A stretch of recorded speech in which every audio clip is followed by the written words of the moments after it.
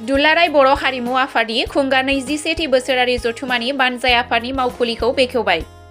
चिरां जिल्ला सान्थिपुर गोजौ फरायसालिनि गेवलां गेलेग्रा फोथाराव फैगौ 27, 28 आरो 29 मार्चआव जानो गोनां दुलाराय बर' हारिमु आफादनि खुंगा 21थि बोसोरारि जथुमानि मावखुलिखौ खुंफुं आफादनि मासिगिरि इ.एम. सायखं बसुमतारिया दिनै गावनि आखाइजोंनो बेखेवना होबाय।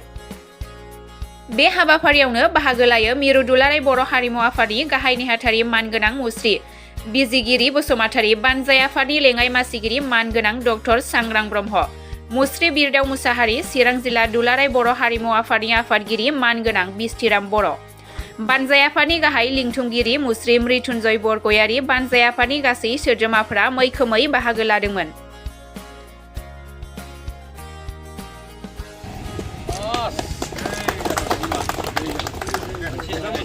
दिनैहाय मिरु हारिमु आफाद आरो जिल्ला हारिमु आफाद जथायै कनभेनसन खुंफुंनो बेयाव लाहार फाहार जानायखौ जों नुनो मोनदों। थारैनो बे प्रग्रामा माबायदि जागोन? बयनिसिमबो खुलुमनाय जासिनाय थाबाय।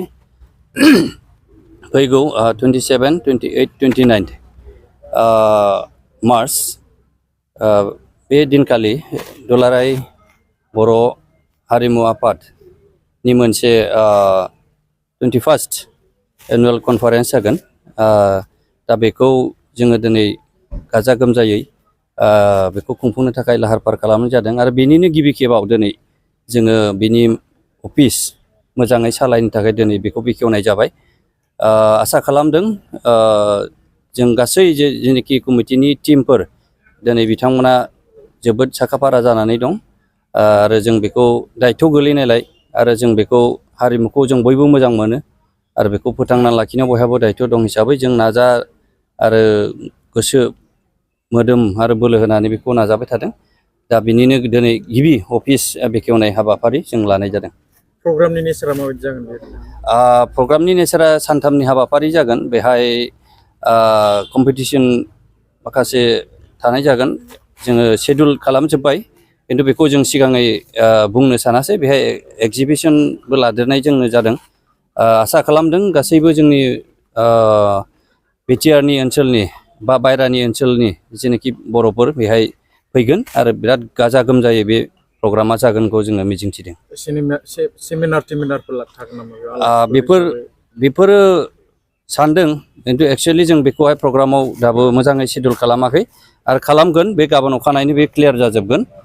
जेखि जाया मानो जों बयबो हारिमुखौ मोजां मोनो आरो बयबो बरायदों आरो जों स्पेसियेलि बे ओनसोलनि जानानै दिनैनि जेसेबां कमिटिनि दैदेनगिरिफोर दङ बा बिबानाव मोनदों बिथांमोना साबसिनै आरो गोसो गोथारै बरायदों आरो बेखौ एकदम गाजा गोमजायै जाफुंगोन होननानै मिजिंथिदों आरो।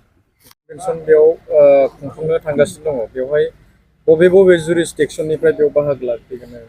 आच्चा, खुलुमनाय बावहरग्रोबाय बयनिसिमबो जे दिनै मिरु दुलाराय बर' हारिमु आफादनि 21थि बोसोरसालिया जथुम्माया जे चिरां जिल्लानि सिङाव थानाय नैबे सान्थिपुर गोजौ फरायसालिनि गेवलां गेलेग्रा फोथाराव 27, 28 आरो 29 मार्च खालि सानथामनि गाजा गोमजा हाबाफारिजों जानो थांगासिनो दङ।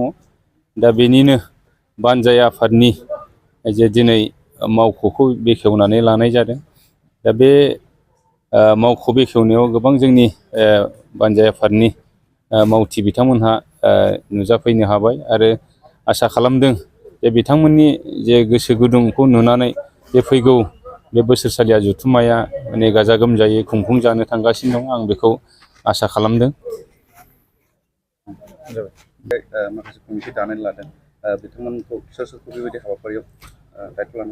जोंहा बे गेदेरथार जोंनि बे सानथामनि हाबाफारि बेखौ जोंहा गाजा गोमजायै खुंफुंनो होननानै जोङो बे ओनसोलाव जों लाबोनाय जादों आरो बे ओनसोलनि रायजो राजा मेलेमजिबि बिथांमोनहा गनायनानै लादों।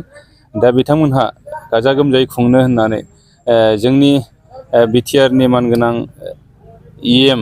मुस्रि सायखं बसुमतारि बिथांखौ चेयारमेन हिसाबै बिथांमोनहा सायख'नानै लादों आरो बिथांनि जे चेयारमेनशिप एबा मासि आजावनायनि गेजेरजों, मासि लानायनि गेजेरजों बे हाबाफारिया मैखोमै जाफुंसारगोन होननानै आङो मिजिंथिदों आरो जोंहा कनभेनर हिसाबै मृत्युंजय बरगयारि बिथांखौ जोङो मोननो हादों।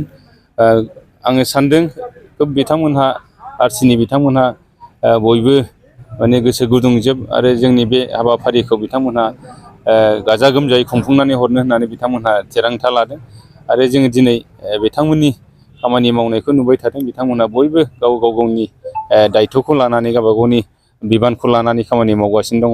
मिजिंथियो बे जोंनि हाबाफारिया गाजा गोमजायैनो जाफुंसारगोन आरो आङो खावलायनो लुगैदों बे ओनसोलनि रायजो राजा हारिमु मोजां मोनग्रा आइ आफा बिदा फंबाय बिब' बिनानाव बयखौबो लैहोर लैहोर फैनानै बाहागो लाफैनो थाखाय आरो जोंनि गासैबो बर' रायजो राजाफोर हारिमु मोजां मोनग्रा नोंथांमोनखौ आरो जोंनि गासैबो बिथिङाव खामानि मावग्रा महरगिरि जे आर्टिस्ट बिथांमोन नोंथांमोनहाबो बे हाबाफारियाव गाजा गोमजायै फैनानै लैहोर लैहोर फैनानै हाबाफारिखौ मदद होफैनो थाखाय आङो दुलाराय बर' हारिमु आफादनि जानानै नोंथांमोनखौ खावलायहरदों।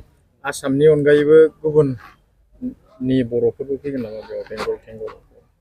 जोंहा दुलाराय बर' हारिमु आफाद हिसाबै बेंगलावबो आफाद दङ आरो जोङो नेपालावबो जोंहा आफाद दाथ'वाखैब्लाबो जोंहा बिथांमोनजों सोमोन्दोआ मोजां हिसाबै आरो बिथांमोनहा जोंनि कनफारेन्सफ्राव बाहागो लाफैयो हिसाबै नेपालनिफ्रायबो बाहागो लाफैगोन, बेंगलनिफ्रायबो बाहागो लाफैगोन, डिमापुरनिफ्राय नागालेण्डनिफ्रायबो बाहागो लाफैगोन आरो गोबां जोंनि आसामनि सिङावनो थानाय फिसा फिसा ओनसोल जेरै नगाव, मरिगाव बेफोरनि बर'फोरखौबो जों दिनै हारिमु आफाद दानानै जे हारिमु बिथिङाव खामानि मावनो थाखाय बिथांमोनखौबो जों फोजाखांदों आरो बिथांमोनहाबो बे हाबाफारियाव नुजाफैनानै बाहागो लाफैगोन।